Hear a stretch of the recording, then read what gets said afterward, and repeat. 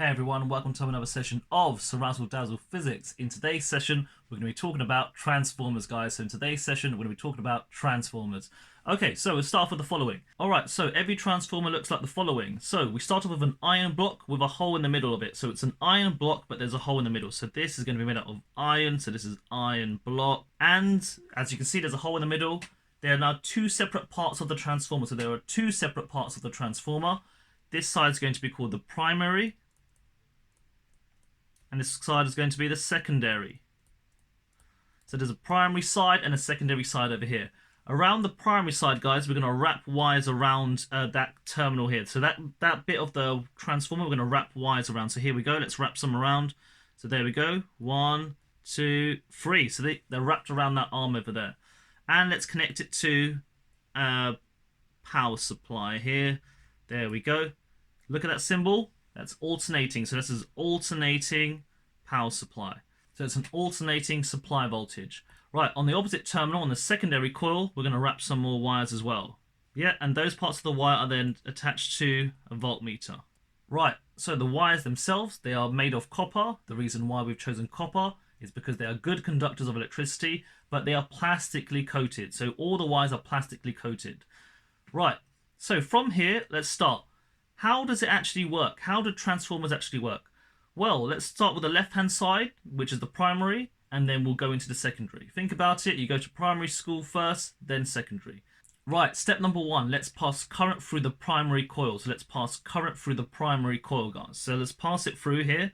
What will happen is, when you pass current through the primary coil, as such, what will happen is a magnetic field will be generated.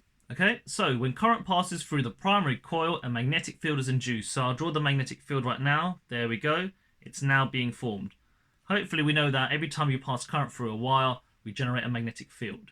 Right, that magnetic field will not just stay there. Because the entire block is made out of iron, the magnetic field will flow around. So the magnetic field will flow around here. So the magnetic field flows around the iron block. Right, so yes, the magnetic field will flow all the way around the iron core. So there we go. It's going to go all the way around here. Wonderful. So now look, that magnetic field is now reaching the secondary coil. That magnetic field is now reaching the secondary coil. So what will happen in that secondary coil? Well, look at that secondary coil. Initially, there was no field going through it. Now it's experiencing a changing magnetic field. Therefore, what happens to a wire when it experiences a changing magnetic field? It will induce a voltage. So the secondary coil experiences a changing magnetic field now. Yes.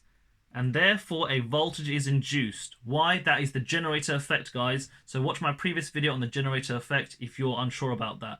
So the secondary coil experiences a changing magnetic field. Therefore, a voltage is induced in the secondary coil. Wonderful. Right, so now it's been induced in the secondary coil. We now get a voltage coming out here, guys. Right, so how do we ensure that the magnetic field is constantly changing? Well, there's a simple way.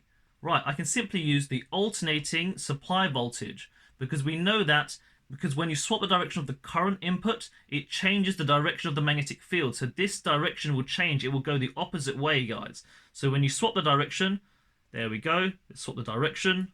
Right, so look, as I've swapped the direction of the current, the magnetic field has changed. So to ensure I have a changing magnetic field, all I need to use is an alternating supply voltage. So as long as I have the alternating supply voltage, the magnetic field is constantly changing, and therefore I always get voltage being induced.